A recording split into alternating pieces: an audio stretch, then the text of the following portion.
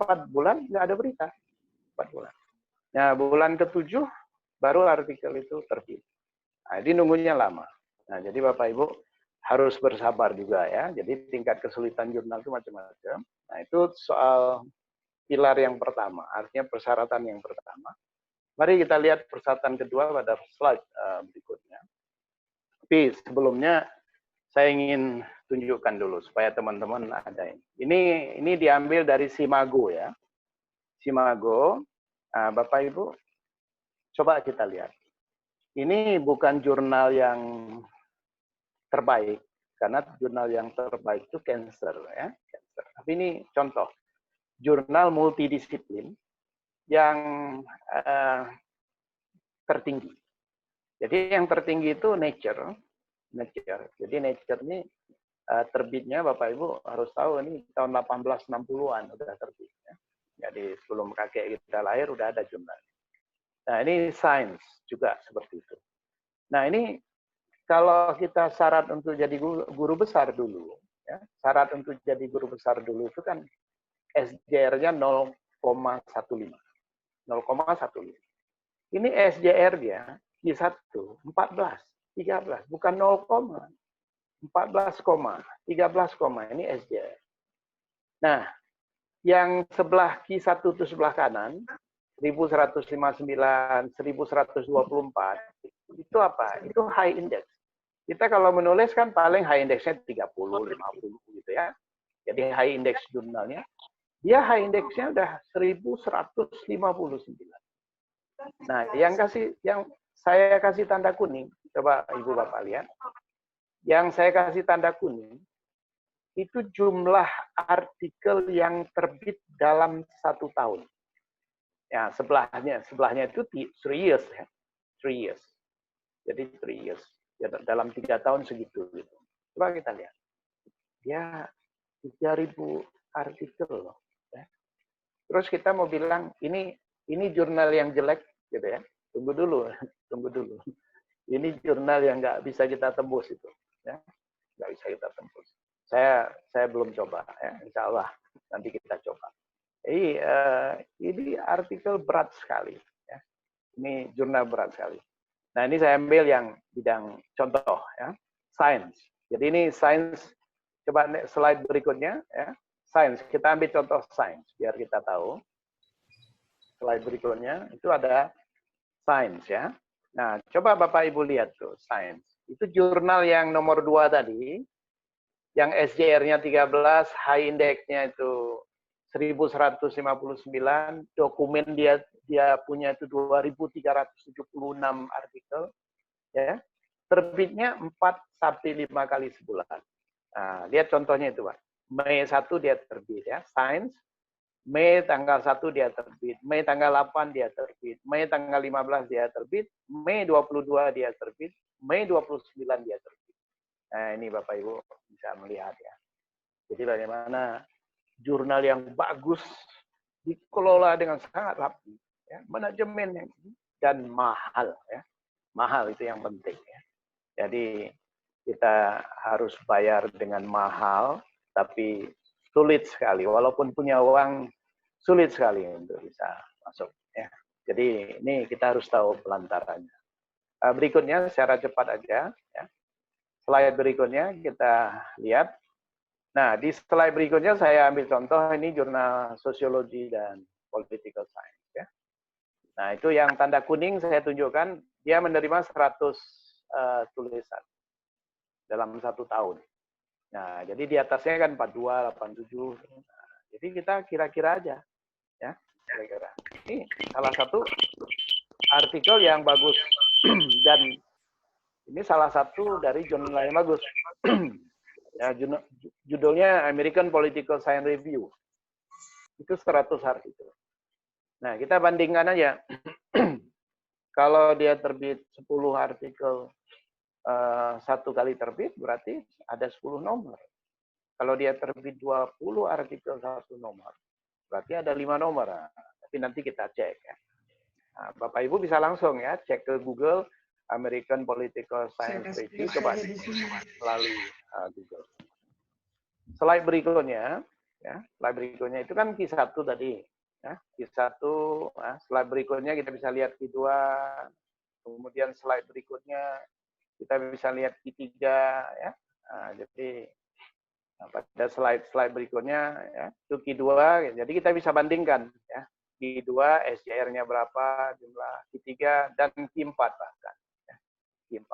Nah, ini contoh, nanti bahannya bisa dikonsultasikan ya, bisa dilihat.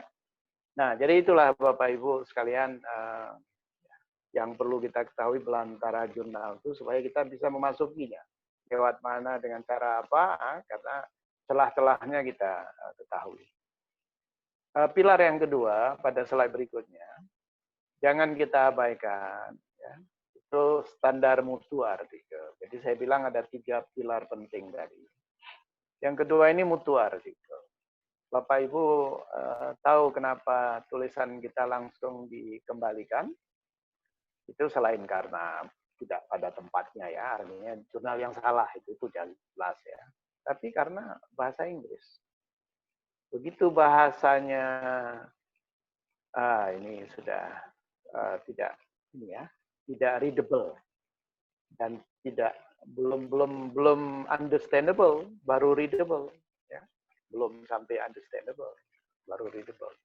Jadi itu dikembalikan. Nah, jadi petuah saya adalah pastikan bahwa bahasa Inggrisnya itu bahasa Inggris standar. Karena walaupun ya, saya pernah menulis sendiri, ini saya ambil contoh jujur. Saya menulis sendiri, pakai bahasa Inggris saya sendiri, ya, bahasa Inggris orang Indonesia, orang Jogja, ya. Jadi saya pakai bahasa Inggris sendiri, terus artikel itu diterima, tapi dikomentarin. Ya. Dikomentarin, dia bilang ini bahasa Inggris tidak ditulis oleh native.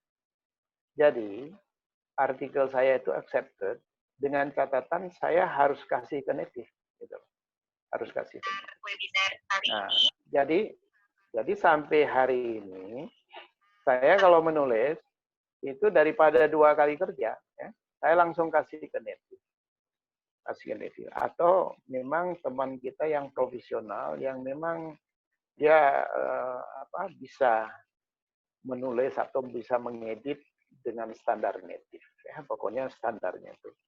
Nah, kemudian artikel itu ditolak. Itu karena datanya tidak memadai. Jadi datanya nggak ada. Ya. Dibaca, ya nggak ada fondasi data. Jadi yang paling penting itu pada bagian findings, pada bagian result atau findings, itu dilihat nggak ada data. Kenapa data nggak ada? Karena metodenya salah. Nah, jadi ada loh editor jurnal yang mengomentari, ya, jadi metode tidak kelihatan nilai akademisnya, bahkan misleading. Sehingga sudah bisa dibayangkan bahwa data yang diperoleh dalam penelitian ini patut dicurigai. Jadi tidak benar. Akhirnya atas dasar itu tulisan ini ditolak. Nah, jadi data itu sensitif sekali data. Nah, jadi itu kelihatan pada metode. Makanya bagian metode itu yang paling banyak dikomentari. Jadi walaupun artikelnya itu diterima artikelnya. Tapi selama ini pengalaman saya, yang paling banyak orang minta itu kejelasan itu pada bagian metode. Jadi harus pinter-pinter membuat bagian metode. Bahkan kadang-kadang metode itu panjang. Metode ada artikel kita bingung kan. Kenapa bagian metodenya panjang sekali? Hasilnya cuma sedikit. Hasilnya beberapa tabel misalnya. Tapi metodenya panjang sekali. Dari pemilihan informan, teknik samplingnya, terus samplingnya tuh di populasinya dikasih tabel populasi. Jadi rumit gitu ya bagian metode. Karena untuk memastikan. Dan kebanyakan jurnal itu memang mengapresiasi metode. Itu kebanyakan jurnal. Nah, kemudian kualitas itu ditentukan oleh objek. Objek tadi yang menjadi fokus. Jadi kebaruan dari objek itu, tingkat krusialnya, dan bukan yang cepat basi, ya, bukan yang cepat basi. Ada objek, Bapak Ibu sekalian, studi sejarah misalnya, studi sejarah itu data abad 18 atau bahkan ya sebelumnya, kok masih bisa ditulis sampai sekarang, masih bisa ditulis. Ya itu karena apa? Konsen yang nggak basi. Itu isu yang penting gitu, yang kecerdasan masa lalu masih perlu untuk hari ini. Gitu. Nah, jadi coba kita bisa menuliskan kecerdasan lokal misalnya. Kecerdasan lokal di Mataram sana atau masyarakat Sasak gitu ya. Jadi masyarakat lokal. Tapi kecerdasan lokal ini punya kontribusi besar pada persoalan global ethics. Nah, gitu ya. Jadi konsep yang kita pakai itu global ethics. Jadi bukan praktek atau keyakinan lokal, tapi yang sedang kita tulis itu adalah masalah global ethics. Global ethics. Nah, kemudian kita lihat yang berikutnya itu pendekatan ya. Jadi Bapak Ibu sekalian ya, perlu sekali. Jadi saya pernah bertanya pada seorang teman, editor in chief ya, editor in chief di Eropa sana. Saya tanya, Bung, kalau kamu menerima sebuah artikel yang kamu cari pertama sekali untuk menyatakan artikel itu menarik apa tidak, apa? Saya tanya ini sama seorang editor ini. Dia bilang apa? Wah, saya akan cari ada enggak pengetahuan baru yang mau dia katakan. Nah, jadi maksudnya itu ada yang baru, knowledge. Ada enggak pengetahuan baru ini? Yang orang belum tahu, kira-kira gitu kan? Orang belum tahu. Jadi kita mau memberitahu yang orang belum tahu. Kalau pembelajaran ini from home ya, learning from home atau work from home, ya, itu mengubah kehidupan masyarakat, ya itu udah tahu. Orang di mana-mana udah tahu. Di mana-mana terjadi kok gitu. Ya. Nah, tapi artinya nggak cuma segitu, diteruskan. Jadi bukan sekedar mengubah itu. Tapi misalnya apa? Sudah meningkatkan ya eskalasi konflik. Oh, masa sih? Sudah intensitas kekerasan dalam rumah tangga itu ternyata meningkat. Loh, kok bisa? Karena mungkin di Eropa nggak ada hubungannya itu. Jadi COVID-19 di Belanda misalnya nggak ada hubungannya dengan konflik rumah tangga, nggak ada hubungannya. Nggak ada juga anak yang mulai dipukul sama orang tuanya atau mendapatkan tindakan-tindakan kekerasan, nggak ada. Nah, tapi di tempat kita ada. Inilah namanya konteks ya. Jadi artinya bahwa bagaimana kita menghubungkan objek yang kita teliti ini dengan sebuah perdebatan ya, novelty knowledge gap yang orang nggak tahu. Nah, makanya kita paling gampang untuk masuk itu adalah dengan sedikit komparatif. Walaupun tidak dibandingkan langsung, tapi di dalam pikiran kita langsung bertanya gini, di Amerika kayak ini berlaku enggak? Kalau di Eropa, orang Amerika yang seperti ini terjadi enggak? Tahu enggak? Nah, jadi seperti itu. Jadi sebelum kita nulis, kita harus ada perspektif perbandingan. Kalau perlu, memang membandingkan Indonesia-Malaysia atau membandingkan India dan Indonesia, misalnya seperti itu. Nah, kalau kita punya perspektif perbandingan, itu jauh lebih. Nah, yang ketiga, yang terakhir di sini, jiwa ya. Jiwa yang menjadi pilihan jurnal. Jadi kualitas dari jurnal, dari artikel kita itu ditentukan pada karakter dari tulisan kita. Artinya, memenuhi karakter jurnal apa enggak? Jurnal itu ada jiwanya. Jiwanya apa? Feminism, nah, human right, ya, sosialisme bahkan, ya, dan transformation, ya, transformation. Afirmatif. Ada banyak jurnal yang dia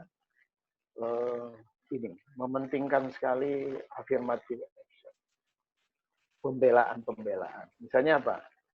Tentang masyarakat yang tertindas atau yang lebih sederhana misalnya anak-anak. Ada jurnal misalnya Child and Youth Care, ya. Ada yang Child Care Forum misalnya, ya. Jadi itu child care, misalnya salah satu saya ambil. Violence. Nah, tapi ada jurnal juga yang harus hati-hati. Saya pernah mau mengirim artikel ke satu jurnal, terus waktu saya mau kirim, saya baca lagi. Saya ulangi, saya baca lagi karakter jurnal itu saya cari ya, apa maunya itu. Ternyata apa? Di dalam catatan di Simago itu, waktu saya buka Simago JR, ada tulisan begini. Jadi di jurnal meant to support gitu ya. Jadi ini dimaksudkan jurnal ini untuk mensupport ide-ide komunisme. Nah, jadi mensupport ide-ide komunisme gitu loh. Nah, saya kaget. Kenapa? Itu nggak terbaca sebelumnya pada saya. Akhirnya nggak jadi. Kenapa? Tulisan saya sama sekali nggak ada hubungannya dengan komunisme gitu ya. Jadi kalaupun saya kirim ke sana, ya nggak ada urusannya ya, mungkin langsung ditolak.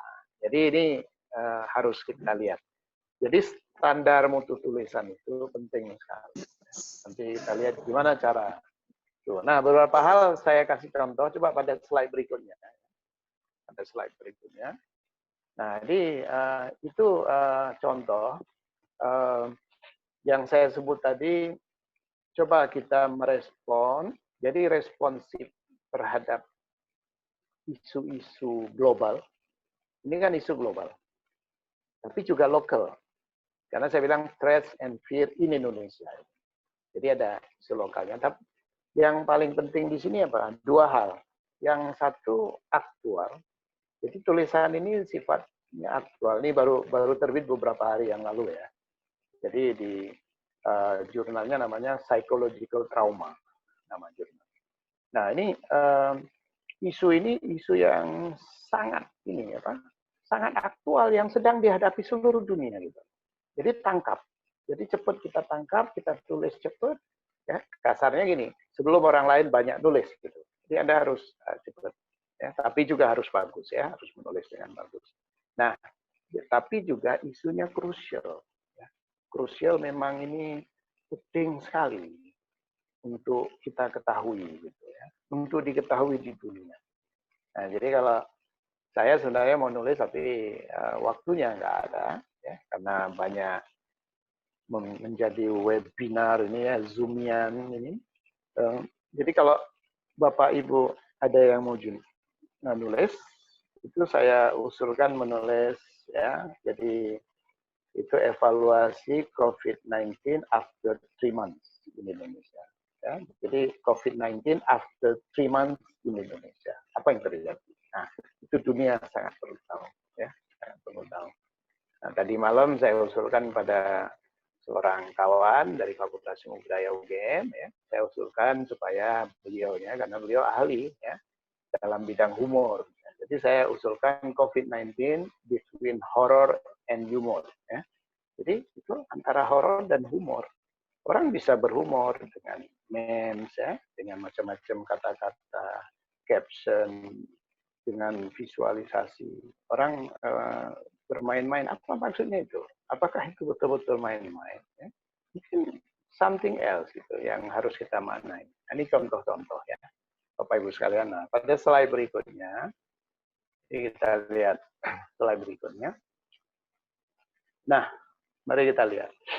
Jadi ini sekedar untuk menunjukkan Bapak Ibu kalau kita mau menulis, kita lihat ada macam-macam call for papers. Ada yang deadline 1 Juli itu teknologi pedagogi and education. Nah, itu di jurnal itu dia minta, dia cari gitu. Ada critical Asian studies deadline-nya 1 Agustus. Itu Asia and the coronavirus pandemic. Ada yang current issues in tourism. Ini nama jurnalnya current issues in tourism. 31 Juli dia minta apa pengaruh COVID terhadap tourism. Ini contoh ya. Ada International Journal of Tourism Cities, 30 September deadline-nya. Nah, dia minta yang itu. Ada yang transportation. Nah, ini sekedar saya tunjukkan contohnya. Ada yang Social Sciences and Humanities Open. Dia minta ya, agak umum. Nah, ada Healthcare juga. The Journal of Delivery Science and Innovation. Nah, dia minta gimana sih pelayanan ya. Jadi inovasi-inovasi yang dilakukan pada saat pandemi. Nah, sampai pada integrative medicine research. Tapi ini contoh, ini saya ambil beberapa, banyak ratusan ya.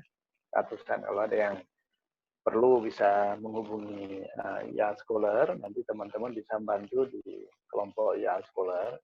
Dan kita ada setiap minggu, malam minggu kita ada pengajian Scopus ya, setiap malam minggu dan setiap malam Kamis. Nanti kita bisa berkomunikasi. Nah ini Bapak Ibu contoh. Ya. Contoh cara menerobos Scopus yang sederhana itu salah satunya dengan merespons jurnal-jurnal, ya, dengan merespons jurnal. Nah, jadi oleh karena itu ini terkait dengan pilar yang ketiga. Kita teruskan ke slide berikutnya. Nah, slide berikutnya tadi saya bilang pilar yang ketiga itu adalah tradisi dan komitmen menulis. Ya. Tradisi, komitmen menulis. Nah, jadi maksudnya yang pertama apa? Yang pertama, merelakan diri kita untuk menulis. Ya, jadi ada Bapak Ibu kepingin sekali punya artikel di Scopus, tapi nggak ada waktu. Ya. Bisa nggak kita mewakafkan waktu kita 1 jam saja? Jadi Bapak Ibu sekalian, ya, menulis Scopus dengan template yang saya buat, itu cukup ditulis 1 paragraf 1 pagi. Ya. Jadi teknik menulisnya 1 paragraf setiap pagi. Ya. Dalam 1 bulan kita bisa menulis 1 Scopus. Ya. Dalam 1 bulan 1 Scopus. Kenapa? Karena artikel Scopus itu membutuhkan 30 paragraf. Jadi kalau Bapak Ibu menulis 1 paragraf setiap pagi, bangun pagi, menulis 1 paragraf, ya. Kalau perlu sebelum subuh. Ada orang bilang, kalau udah subuh tuh udah banyak kerjaan dapur ibu-ibu ini ya. Ibu-ibu nggak bisa membedakan antara ibu-ibu dan dosen, gitu ya. Jadi harus kita bedakan. Maksudnya apa? Ya, kalau perlu setengah jam sebelum sholat subuh kita bangun. Ya. Coba wakafkan 1 jam saja setiap hari. Ya. Waktu kita untuk orang banyak. Ya. Itu salah satunya untuk membaca, menulis. Ya. Nah, kenapa? Untuk menerobos Scopus itu membutuhkan komitmen rutin 1 hari, setiap hari menulis sedikit. 30 hari Anda bisa menulis. Ya. Alhamdulillah, ya. Ini sudah bulan Juni ya. Nah, saya udah lebih 6 Scopus terbit karena komitmennya sehari 1 sebulan 1 Scopus. Ya. Jadi itu saya akan penuhi sebulan 1 Scopus karena itu komitmen, ya, komitmen menulis. Jadi Bapak Ibu sekalian, jadi menulis ini lakukan rutin, ya. Bagian dari tradisi menulis dan mengajar yang kita tulis kita berikan pada mahasiswa kita bahas dan seterusnya. Ya. Jadi mahasiswa kita tumbuh bersama kita, ya. Dia menjadi pandai bersama kita dari hari ke hari. Dan itu dunia kita. Ini harus kita bangun. Saya sering juga bilang, jadikan laptop itu sebagai pusat orientasi kita. Jadi laptopnya jangan banyak matinya daripada hidupnya. Jadi laptopnya jangan banyak mati, harus lebih banyak hidup. Kalau perlu nggak mati-mati. Laptop saya ya, nggak pernah mati. Nanti dimatikan mungkin seminggu sekali dimatikan biar. Jadi sleep paling, diketuk sedikit hidup lagi. Jadi ngerjakan macam-macam, ngantar anak, ngantar istri, ngantar suami, menemani tamu dan sebagainya, baliknya ke laptop lagi. Kerjakan apa-apa, mengajar baliknya ke laptop. Jadi kembali ke, ya. Nah, tapi lebih tepat sebenarnya, pilihlah waktu, ya, pilihlah waktu. Nah, ini untuk apa? Untuk memelihara spirit kita. Spirit menulis itu harus dipelihara. Nah, kalau kita nggak siap ditolak, menulis, ditolak sekali udah patah hati. Ya. Padahal dulu putus cinta berkali-kali nggak patah hati. Gitu. Ya. Ini baru ditolak sekali oleh Scopus sudah patah hati. Jangan. Ditolak, malah dicerita-ceritakan. Wah, sialan. Itu kemarin artikel baru seminggu udah ditolak. Gitu. Nah, jadi nggak usah ini ceritakan aja, itu biasa memang. Ya. Berkali-kali tolak nggak masalah. Anda supaya terbiasa. Oh, kalau gini ditolak, kalau gini begini, kalau gini. Nanti suatu hari ketemu. Oh, ternyata standarnya. Saya sering mengukur standar jurnal ya. Jadi ada 2 artikel, yang satu nilainya 8 kira-kira, yang satu 6. Saya kirim gitu ya. Nah, yang 8 diterima, yang 6 enggak gitu. Nah, jadi kita tahu kalau 6 segini enggak, berarti kira-kira yang diterima ya 7, 8 ini. Nah, jadi kita udah tahu. Kalau standarnya gini kirim ke sini, standar gini kirim. Nah, jadi ini kita harus tahu. Nah, satu lagi Bapak Ibu yang penting sekali. Jangan bersolo karir, ya. Jangan bersolo karir. Kenapa? Tembok Scopus itu tebal. Jadi mendobraknya itu harus satu departemen. Mendobraknya itu harus satu jurusan. Ya. Mendobraknya itu kalau teman-teman eksakta satu lab. Kita belajar pada mereka. Karena teman-teman eksakta itu udah berhasil. Mereka di mana-mana itu tingkat akseptansinya atau jumlah publikasi mereka kita harus angkat tangan ya, jauh lebih banyak. Kenapa? Apa mereka lebih pintar? Bukan. Mereka punya corporate culture. Jadi mengerjakan tugas-tugas itu di lab. Di laboratorium mereka rame-rame dikerjakan rame-rame. Nah, jadi saya baca tulisan Huang itu tentang coronavirus di Wuhan ya China. Itu salah satu tulisan yang pertama keluar tentang virus. Waktu saya baca tulisannya, saya kaget. Saya pikir itu abstrak gitu ya. Abstrak. Ternyata apa? Itu nama anggota penulisnya. Jadi puluhan itu, 20-an apa tuh, penulisnya itu masuk semua. Karena apa? Itu satu lab. Dan itu ternyata boleh. Ya, boleh. Jadi kalau Bapak Ibu menulis, ada satu proyek penelitian di 3 lokasi, 4 lokasi di wilayah timur misalnya, ya. Kemudian semua tim 15 orang dimasukkan, jadi itu boleh ternyata itu. Orang ilmu sosial tulisnya sendirian. Ya, sendirian. Jadi ini harus kita pelajari. Tembok tebal Scopus itu harus kita dobrak rame-rame. Satu lab, jadi satu prodi harus. Supaya apa? Semua bisa maju. Jangan maju sendiri, nggak enak ya. Maju bersama-sama.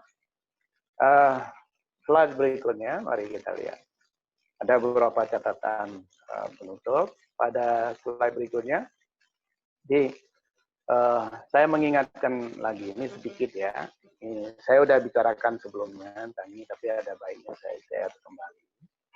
Supaya menulis itu untuk bisa diterima Scopus itu harus ada sebuah perpindahan sedikit ya. Perpindahan knowledge-nya. Tadi kan saya udah bilang ada knowledge apa sih gitu ya yang bisa dikembangkan. Jadi harus ada perpindahan knowledge. Jadi yang ditulis bukan seperti yang biasa kita tulis ya. Jadi misalnya yang biasa kita tulis apa? Misalnya yang biasa kita tulis itu implementasi kebijakan perhutanan sosial misalnya gitu ya. Atau implementasi kebijakan moderasi umat beragama. Bukan itu. Jadi yang ditulis di Scopus bukan itu. Tapi yang kita tulis itu message. Message-nya apa? Apakah ego sektoral sudah menjadi faktor yang menggagalkan. Nah, jadi kita bilang ego sektoral itu merupakan faktor yang menggagalkan ya implementasi kebijakan.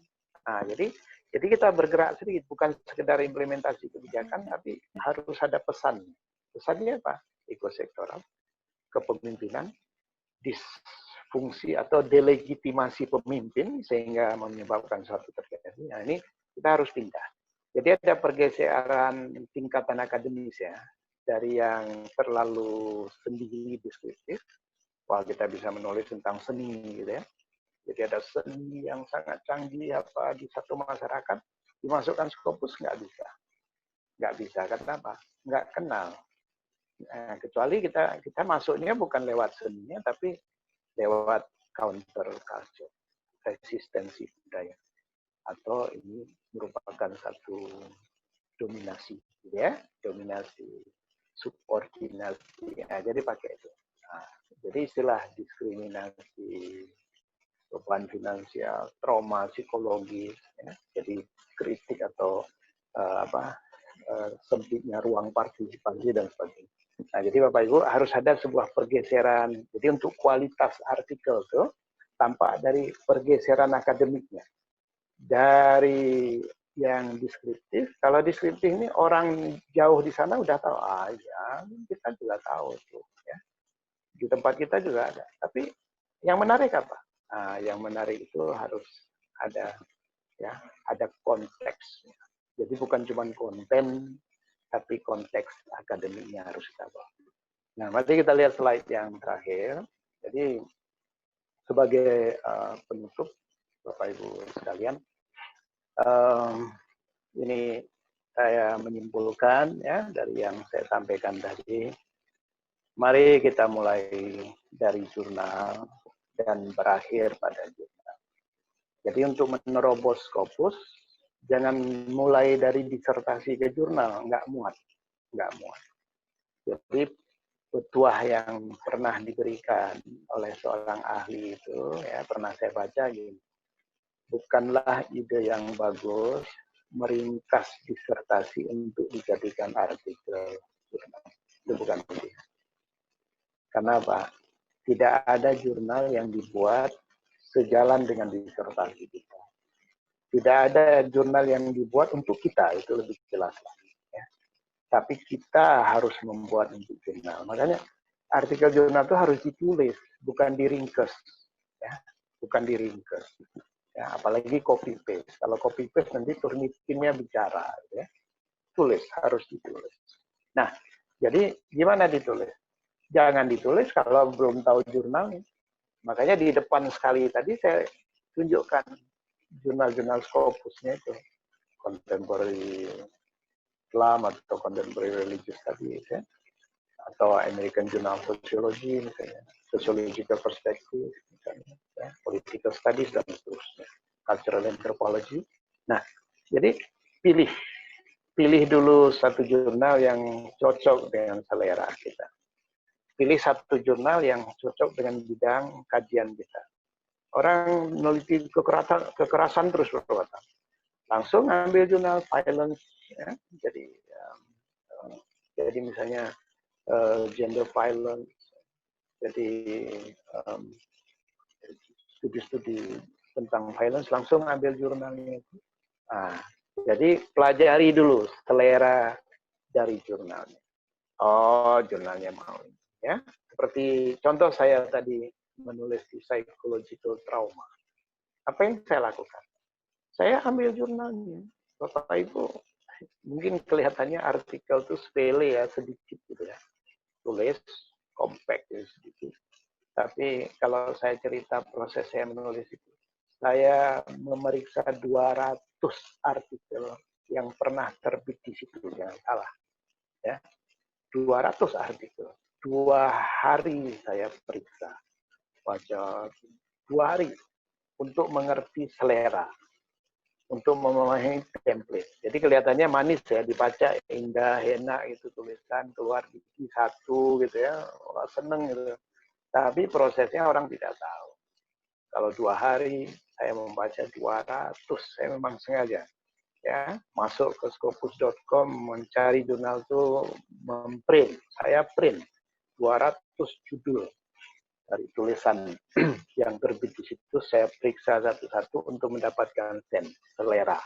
Nah, jadi ini Bapak Ibu sekalian. Ya. Jadi itu yang saya bilang, wakafkan waktu kita kalau kita mau. 1 jam saja satu hari. Nah, menerobos Scopus itu juga memahami celah-celah Scopus. Celah-celah. Ya, saya sering mengatakan bahasa lain. Bapak Ibu tahu nggak kelemahan dari jurnal-jurnal?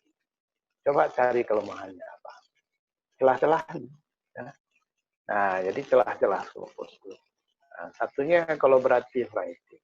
Scopus itu suka sekali ya berkolaborasi.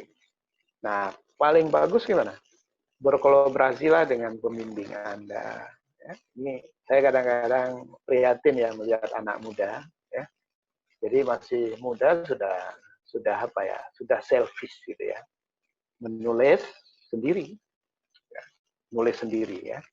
Jadi pembimbingnya saja yang mengarahkan dia yang capek membaca, memberikan frame, bahkan sebenarnya jujur ide-ide pembimbingnya itu ada di tulisannya. Enggak, dia pakai nama sendiri ya, enggak diikutkan. Temennya apa? Satu kelompok studi pergi ke lapangan sama-sama nulis sendiri gitu ya. Nah ini nggak tahu ya. Ini namanya nggak ngerti tradisi akademik dan nggak ngerti telah kok. Jadi paling bagus kalau kita menulis tuh menulis dengan teman. Lebih bagus lagi kalau temannya itu jauh. Teman jauh bukan teman dekat. Ya. Maksudnya teman jauh. Ya ada teman di Malaysia.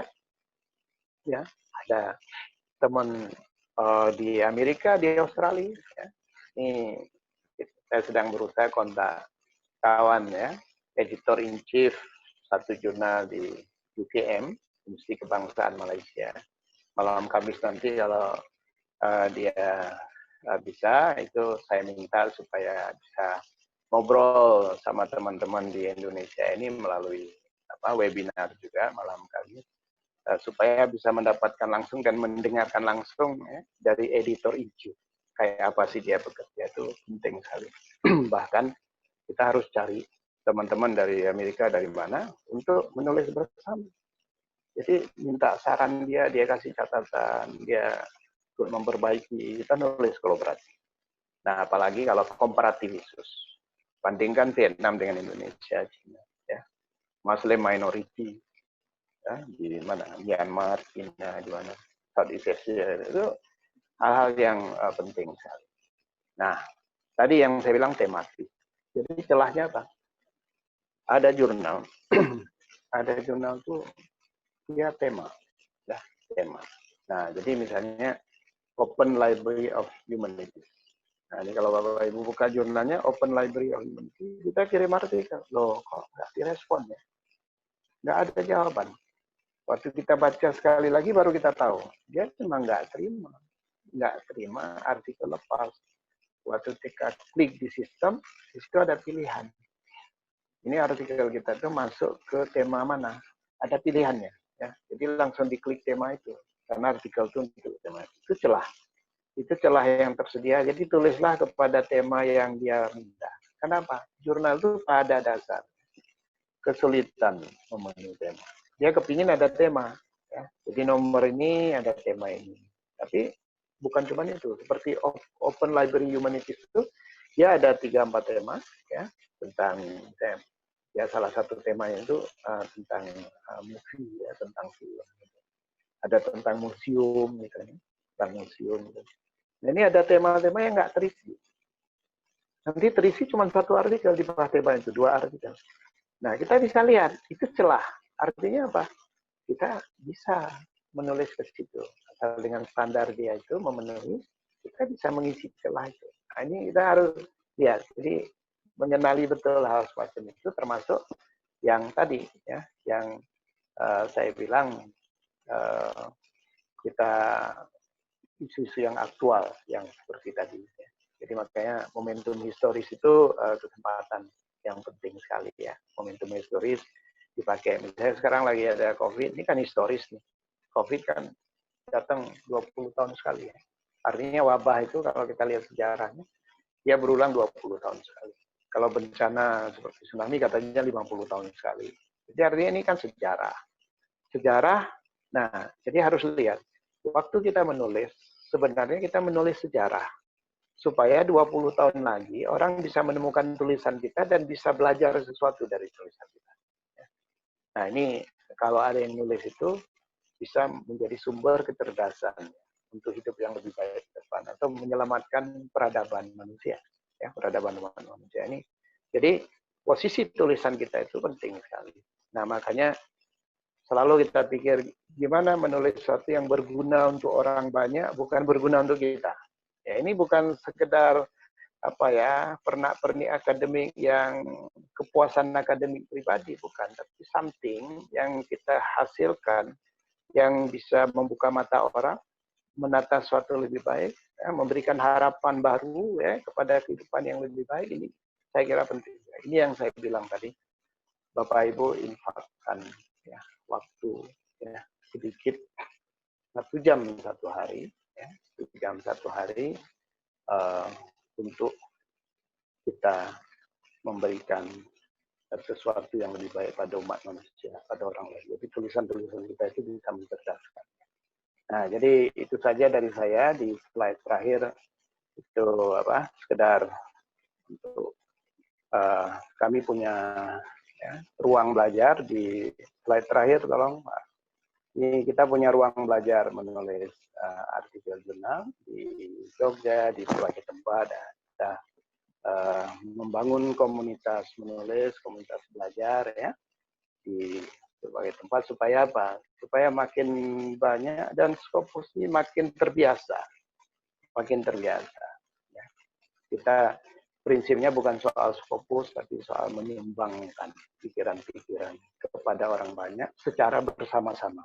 Ya, jadi harus secara bersama-sama. Jangan lagi bekerja sendiri, mengisolasi diri sendiri di ruangan menulis, ya, tapi kita tidak terhubung. Apalagi sekarang dengan berbagai media kita bisa share informasi dan bisa saling baca tulisan.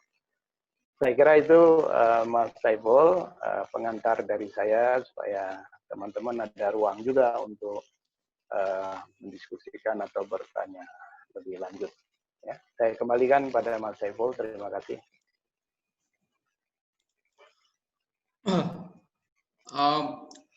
Terima kasih banyak, Prof. Alhamdulillah, sepertinya kita sudah mulai tercerahkan. Tapi saya nggak tahu, kita kalau melihat tadi belantara Scopus ini sangat banyak akar-akar yang perlu kita tembus begitu.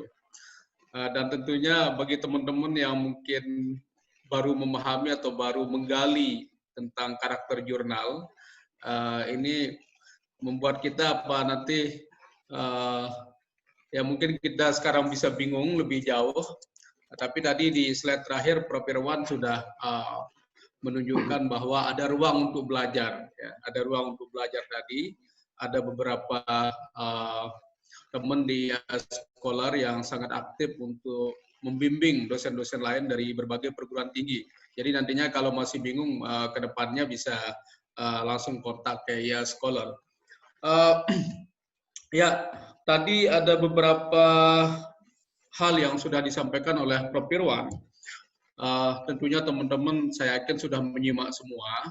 Cuman ada satu yang ingin saya garis bawahi, yaitu tentang lemahnya kultur korporasi akademik kita. Jadi memang kalau saya lihat teman-teman saintis ini kan mereka kerja di lab, nulis bareng, hasilnya jelas. Ya. Nah, tantangan terbesar kita di akademik ini justru di social science gitu. Jadi teman-teman yang bergelut di ilmu sosial ini malah sebaliknya kalau saya lihat, bukan sifat sosial kita yang kita tunjukkan sebagai akademisi begitu. Tadi beliau sudah nyatakan ada sikap selfish, ya pingin berhasil sendiri, pingin nulis sendiri, nggak mau ngajak teman gitu. Atau teman yang diajak juga nggak mau ikut nulis gitu, pinginnya namanya aja yang nongkrong. Nah, ini juga jadi problem kita begitu. Jadi teman-teman yang lain yang mau kita ajak ini bukannya mau berkontribusi, pingin namanya aja dititipkan gitu. Jadi kalau orang sholat tuh titip salam aja gitu kan, nggak mau ke masjid. Ya saya kira ini sangat penting untuk kita perkuat bahwa Scopus itu tidak bisa kita selesaikan sendiri, tetapi butuh kerjasama antara berbagai sarjana ya, jangan hanya sebagai teman dekat ya, teman yang jauh pun siapa tahu punya link, punya tambatan hati di luar negeri gitu bisa dimanfaatkan begitu kan. Oke, ini kayaknya sudah ada beberapa pertanyaan